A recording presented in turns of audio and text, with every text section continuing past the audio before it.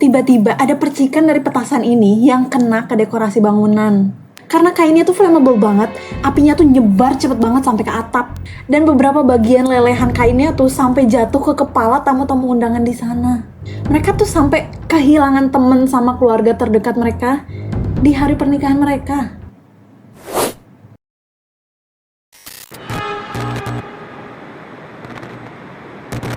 Kasus pertama tuh kejadian di kota Bodai di Lebanon. Nah, mereka kan lagi party, lagi dengerin musik, dan mempelai wanita ini lagi dance sama salah satu tamu yang berinisial HM. Nah, mempelai pria yang berinisial AZ ini kayak ngerasa kesel gitu. Kok kamu gerakannya kayak gak senonoh gitu sama istri aku, ha? Menurut dia tuh ngerasa kayak nggak di-respect gitu. Mereka cekcok sampai tegang banget, sampai akhirnya AZ ngeluarin pistol yang langsung dia todong ke HM. Dia langsung nembak HM yang langsung terbunuh di tempat. Anaknya HM tuh kan datang juga ya ke wedding ini, dan dia nggak terima lah ayahnya dibunuh gitu aja. Jadi dia ngeluarin pistol dan langsung nembak AZ. Jadi ya AZ juga sampai meninggal dunia. Kenapa bisa sih sampai separah itu cuma gara-gara dance doang? Jadi daerah Budai ini tuh punya relasi erat sama organisasi yang namanya Hizbullah. Mereka ini tuh kayak warga sipil yang dilatih secara militer. Dan organisasi ini tuh bertumpu sama ideologi negara Iran, tapi emang agak keras gitu. Selain emang mereka tuh organisasi yang lumayan ekstrim, mereka juga involve sama kasus-kasus kayak smuggling narkoba gitu di sana. Bahkan Budai itu udah beberapa kali dibom karena ada pertikaian gitu sama Israel. Jadi emang daerah ini tuh terkenal sama warganya yang agak gangster gitu. Kasus kedua ini mulainya dari pertikaian perbatasan tanah dari mempelai pria Laisong sama tetangganya Sri Sina. Sri Sina bilang kalau dia tuh nyamperin Laisong buat diskusi baik-baik tentang urusan perbatasan tanah. Tapi dia tuh malah dihina dan diusir gitu sama Laisong. Jadi dia langsung ngeluarin pistol dan nembak Laisong sama calon istrinya. Dan ini tuh bukan cuma kayak dor-dor doang. Dia tuh sampai nembakin 12 peluru ke arah mereka. 2 staf mereka tuh terluka ringan, sedangkan Laisong sampai meninggal di tempat, sedangkan istrinya meninggal pas mau dibawa ke rumah sakit.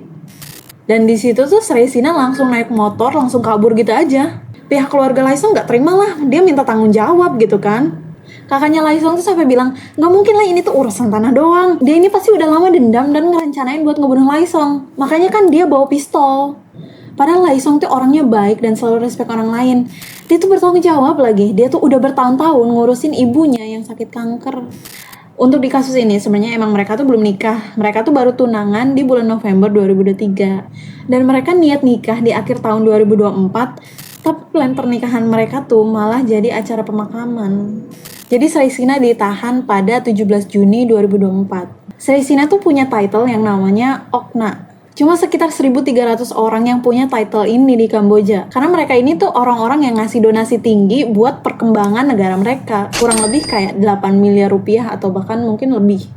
Dan karena ada kasus ini, demi menjaga nama baik asosiasi Okna, mereka ini nyabut title Oknanya Sri Sina. Kasus ketiga ini tuh kejadian di kota Korakos di Irak. Sekitar jam 10 malam, mereka tuh kayak lagi slow dance gitu, dikelilingin sama petasan. Sebagian tamu ada yang ikut dansa juga, dan ada yang cuma duduk-duduk aja di meja makan. Tiba-tiba, ada percikan dari petasan ini yang kena dekorasi bangunan. Karena emang kainnya tuh flammable banget, apinya tuh cepet banget sampai nyebar ke atap. Jadi semua orang tuh langsung panik berceceran, berusaha ngindarin serpihan-serpihan yang jatuh dari langit-langit. Lampu chandelier yang dipenuhin sama rumbai-rumbai itu mulai ikut kebakar juga, dan tamu-tamu mulai teriak. Listrik lampu tuh sampai langsung mati, dan mereka makin susah buat kabur nyelamatin diri lah kan. Kecelakaan ini tuh sampai nelen kurang lebih sampai 100 korban. Untungnya kedua mempelai itu selamat dengan luka bakar tingkat rendah. Tapi mereka tuh kehilangan banyak banget pihak keluarga dan teman-teman terdekat mereka. Mempelai wanitanya tuh sampai kehilangan seluruh keluarganya, kayak 3 saudara laki-lakinya, semua omnya, sama sepupu-sepupunya yang masih pada kecil-kecil. Sedangkan mempelai pria kehilangan ibu kandungnya. Kecelakaan kayak gini tuh ya nggak bisa dihindarin juga sih sebenarnya. Karena siapa yang nyangka kalau hal kayak gini tuh bakalan kejadian di hari yang harusnya jadi hari paling bahagia buat mereka. Semoga kalian suka sama kisah yang aku share, dan kalau kalian ada topik yang pengen aku bahas, boleh DM Instagram aku aja. Bye!